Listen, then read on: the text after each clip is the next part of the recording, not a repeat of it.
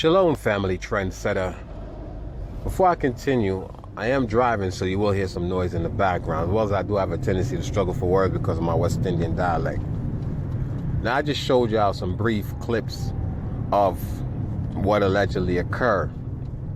Now, before I continue, also, I want to make a disclaimer. Everything that I say on this video, on this channel, is total speculation. It's my opinion, right? I don't have any hardcore facts. All it is me looking into researching the situation behind Nipsey Hussle and drawing up my conclusion or giving you my opinion. It's for y'all to go behind me and, you know what I'm saying, to say, okay, well, I agree or disagree based on you doing your own research, okay? Because a lot of us like to draw a conclusion. I can guarantee you, let's say half of y'all who are emotionally invested into this case never even knew who Nipsey Hussle was, including myself. The reason why I'm able to draw a conclusion is because for those of you who have been with me for a while, you already know how I think. I think outside the box. Y'all need to go and revisit my other videos to see how I think. You know what I'm saying? I don't believe nothing that's on social media. I don't believe nothing that's on the news because I already know that these devils are behind everything. You feel what I'm saying? And one of the things I'm going to talk about is the ritualistic, how could I put it? What occurred at the funeral? To me, it was ritualistic. Now, his mother, right? I'm not disrespecting his mother because I don't know if that's how they mourn. I don't know their beliefs, but I know she's into ancestor worshiping. And when I looked at the funeral and I seen her doing a eulogy, she had on a wedding dress, okay? Normally when you go to funeral to mourn, you wear black. You know what I'm saying? It's a symbolicness of, you know, loss, mourning. This woman had on a wedding dress. And I don't know if y'all peep game, but to me, it didn't make sense. And then not only that, hold on, family, you see these police up ahead. Let me pause this shit and come right back. Hold on. All right, family, I'm back. The state trooper pulled over a black woman, of course, searching through her car. You know how they like to target us and shit. But anyway, as I was saying, with the funeral situation, she had on a wedding dress. And when she was giving a eulogy, pouring the water, talking about ancestor worship, calling on the ancestor, Ashe. And don't get me wrong, I'm not disrespecting anybody's ancestors because I don't worship ancestors, but I do believe that oftentimes our ancestors do step in, you know, on our behalf. But for you to be calling upon ancestors and worshiping ancestors, I don't think that's a practice y'all should be engaging in, because when y'all, excuse me, call upon these entities, y'all don't know who the fuck is gonna come and answer these calls. And for us Hebrew Israelite, I'm a Hebrew Israelite. Okay, a lot of y'all are actually Hebrew Israelite. Y'all just don't know it. You know what I'm saying? And I'm not into religion. I don't believe in Jesus Christ and Jesus came to die for our sins, because Jesus Christ ain't came to die for the black man's sins. As a matter of fact, Jesus Christ is the white man's God. All right, that's the white man's savior. Because every time we call upon that name, we still getting gunned down. We're still in situations. So for the record, I'm not religious. And I know a lot of y'all are Christians and shit. Y'all go to church and believe in, you know, serving white Jesus and calling upon Jesus. But I don't do that shit because the Old Testament tells you that you're not supposed to put another God before your creator, the Most High power, which I refer to as God. So if you're putting Jesus Christ before God, or even in some cases, a lot of y'all calling Jesus Christ God and shit, that means man was able to kill God, Jesus, because a lot of y'all believe Jesus is God. Okay, and incidentally, Jesus told y'all to love your enemy, to turn the other cheek, right? And to do good to those who hate you, which sounds to me like a slave doctrine. So Jesus to me was on, you know, working on behalf of the slave master, because I don't know about y'all, family, but I ain't gonna never love my enemy, especially the so-called white man, if that's my enemy. Fuck that, which case he is. I'm never gonna love my enemy. I'm never gonna forgive my enemy when he gunned me down or do harm to me. The only person I may forgive is in my nation, all right, the black nation. I might forgive him. It depends on the circumstances, but for the most part, I ain't, you know, forgiving no enemy. And that's what Jesus, the so-called white God, tells you to do, all right? But I had to get that in there because a lot of y'all are Christians and shit. A lot of y'all subscribe to me, and I know a lot of y'all might be offended about what I say, especially talking about y'all white Jesus. But let me just say this. Sometimes we got to separate emotions. We have to agree to disagree, okay? Not everything I'm going to expect for y'all to agree with me on my channel. And you know what I'm saying, it just means that you just don't throw away the baby with the bathwater. You take what you can take from the information that I bring forth, and whatever you don't like, fuck it, put it aside. But a lot of y'all get into y'all emotion and feel like, nah, I'm gonna subscribe because I don't like what he say. No, that's just what I say on this video. The next video, you might like the shit. But anyway, back to this thing. So when I was watching the funeral, man, a lot of things stand out to me. You had the mother and the father on stage, and it was like no emotions. And I know everybody, you know, believe in different things. Like, she's into ancestor worship. She believed in this. Nipsey went on to be with the ancestors, whatever. But regardless of that, if you have some connection with your son, you're supposed to show a lot more emotion that was shown on that particular stage. That shit, it's almost like they accepted the fact that Nipsey is no longer with us. And for the record, I do believe Nipsey is gone. Okay, I do believe Nipsey is gone. It's just that I also believe there's a cover-up. There's something going on with this particular case, because you have where Eric Holder, the alleged shooter, is being represented by OJ's former attorney. All right, that to me doesn't make sense. Now, a lot of you are gonna say, well, he's probably doing it as pro bono. Which black man you know is gonna represent a alleged shooter, alleged murderer that killed someone that was doing so much positivity towards the black community?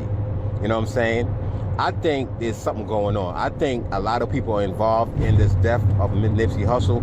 I also believe he was murdered in the morning, because grandma said that Black Sam ran out of the house when he got a call about Nipsey early in the morning, before even brushing his teeth and shit, paraphrasing, and he left out of there in a hurry, right? And it was in the morning. But these devils try to tell us that the shit, I'm pulling over, family, that way I could talk to y'all, because it's very important that I get this information out. But these devils are saying that the shit happened in the afternoon around 2 or 3 o'clock. Then they give you this fake ass footage of the fire department EMS, right, wearing jeans and shit.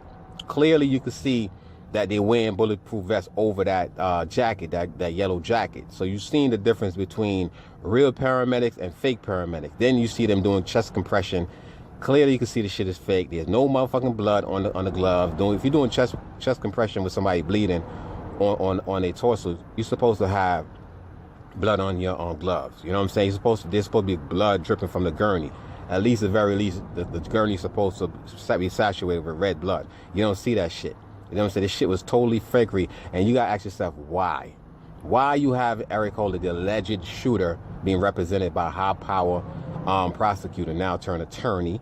And remember, these prosecutor knows the ins and out of the law. So now, if you got a prosecutor now turned attorney, he gonna know how to defend this dude. You know what I'm saying? Then you got the alleged getaway driver getting questioned by the LAPD and getting let go. Then you got Nipsey sister talking about Nipsey was like Jesus Christ, died at 33. We all know what 33 represent. You know what I'm saying? That shit represent masonry, 33-degree Mason. It's just so many things, family, that a lot of time we just have to put aside our emotion and shit and start really and truly looking into facts. Okay, stop looking at what is being told to y'all, sold to y'all. Deal with facts. I'm not here to try to say this shit didn't happen, because actually I'm now convinced that Nipsey was murdered. And the reason why I do believe Nipsey was murdered, because Nipsey was trying to bring change in the black community. He was actually trying to bring unity between both gangs. And you know, gangs was created by the so-called white man. They bring gangs in our community to further divide us. They bring drugs in our community. They bring guns in our community. So don't you think that Nipsey would have been a threat to these devils? Number one, he was talking about Dr. Sebi, right, with the documentary that he was planning on doing. And a lot of y'all gonna say, well, there's other people talking about it, so are they gonna go after them too? No. Nipsey Hussle had a different kind of influence in the black community, so they were more likely to go after him, because not only he's trying to unite the gangs, you know, to be peaceful with one another, right? He was fighting against gentrification, because you know these devils are bringing in their folks into our community, trying to gentrify our black community. He was against that shit. He was more for like us owning our own. You know what I'm saying? Like buying up properties and doing for ourselves, and they don't like that shit. So think about it. It's just a lot of things that was going against Nipsey. You had Nipsey that was trying to, you know, hold out gentrification in the neighborhood. That's why he's buying up real estate and trying to get his people in there. You know what I'm saying? That's number one. Number two, he's trying to unify the gangs that these motherfuckers put in our community to further divide us.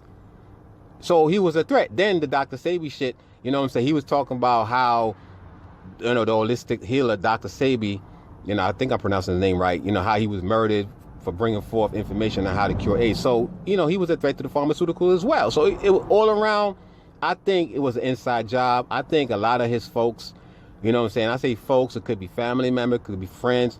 They was a part of this shit because, you know, he was going against the grain. And this is why I respect the bro. I never knew who Nipsey Hussle was until his death. I'm going to be honest with you. But I'm the type of person, I like to do research on an individual that's positive. If it was something negative, I wouldn't even give a shit.